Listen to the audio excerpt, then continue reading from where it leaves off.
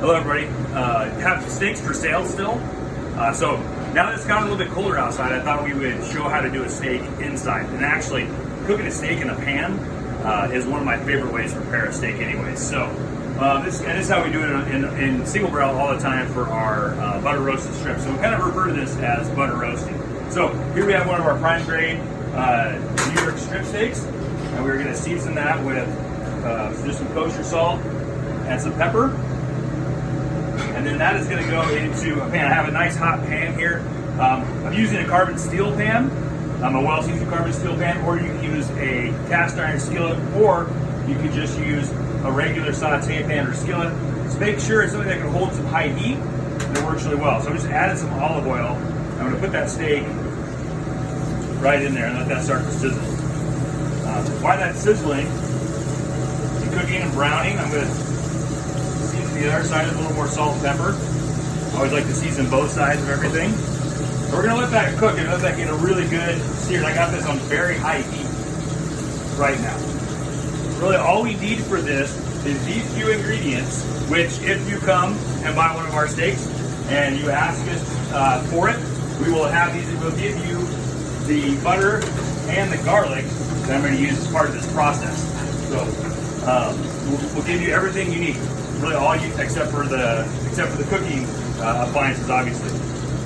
You just need a good saute pan and a skillet, or you could even use a small roasting pan or something just to pop these in the oven.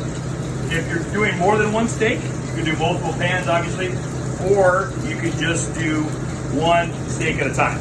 Kind of just keep repeating the process over and over. Get them all brown, get them all on a tray or roasting pan, and then finish them all in the oven.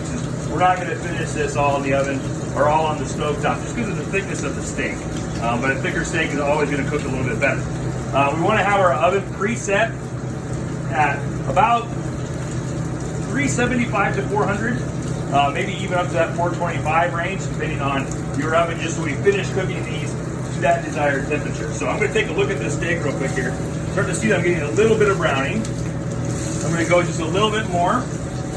We're really going to focus on getting a lot of that. We really like to have that browning, that crust formation on the steaks. It gives it a lot better eating quality. Do this just 1 second, and then we'll start with what I call the basting or butter roasting process.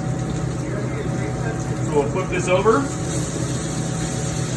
And we're going to have, now you start to see we have some good caramelization. I'm going to add a couple tabs of butter and some crushed garlic. It's just garlic cloves that I crushed. Like I said, we'll give those to you. And then with this is where I like to do is I like to baste it. That really helps with the browning. That helps with caramelization, and it really gives it an awesome kind of roasted, nutty flavor to it. We're just going to keep doing that over and over again. As I'm doing this, on this steak in particular, or any steak really, if you have a steak that has a fat cap to it, or that little thin streak of fat that we keep on there to help keep it moist and flavorful, I always like to have that towards me as I'm basting. Because as we're basting, it helps render that fat out more and gets it really nice and crispy, so we have a good, crispy, little bit of fat that I like that texture on. So I can keep going on this as long as I want to, but again, you see this nice browned butter. So then as soon as I've done that, I'll turn my heat off. Take the steak out onto I have a small roasting tray here, or you can use a different one, and then it's going to go into, I like to put the garlic right on top and get it on there.